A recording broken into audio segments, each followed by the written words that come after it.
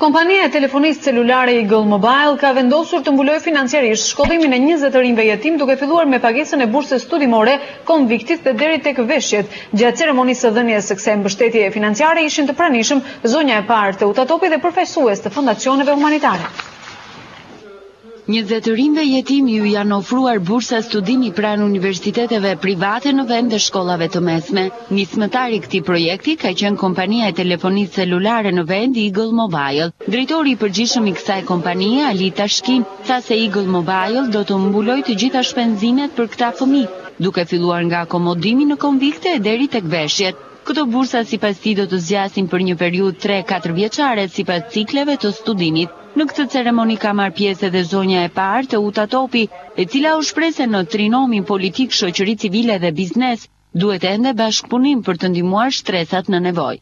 Përveç mbështetjes ligjore që jep shteti, përveç mbështetjes shpirtërore që jep shoqëria civile, ne kemi nevojë shumë edhe për mbështetjen materiale, të cilën këtë gjë e kryen më së miri sektori i biznesit privat.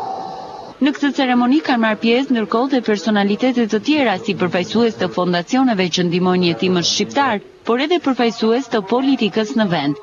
Me të njëjtin mesazh, ata janë drejtuar strukturave përkatëse, qeverisë dhe biznesit në vend për t'u bërë më të lehtë jetën sociale këtyre të rinjve. Ende komuniteti i biznesit nuk është shumë i angazhuar në projekte sociale, edhe për arsye që dihen, edhe për arsye të kaluarës. Dhe në këtë rast, nga ky biznes ne marrim jo vetëm një mesazh, por konsolidojmë, stabilizojmë një traditë që ka të bëjë me mbështetjen e komunitetit të biznesit ndaj projekteve sociale dhe mbështetjen ndaj njerëzve në nevojë. Do të gjejnë një dorë të ngrohtë tek Fondacioni Fëmijët Shqiptar dhe ne të gjithë së bashku me ONG-të e tjera do të ndihmojmë që të futemi më thellë në problematikën e këtyre fëmijëve për të zgjidhur probleme dhe më të mëdha se sa ky për të cilin jemi mbledhur sot.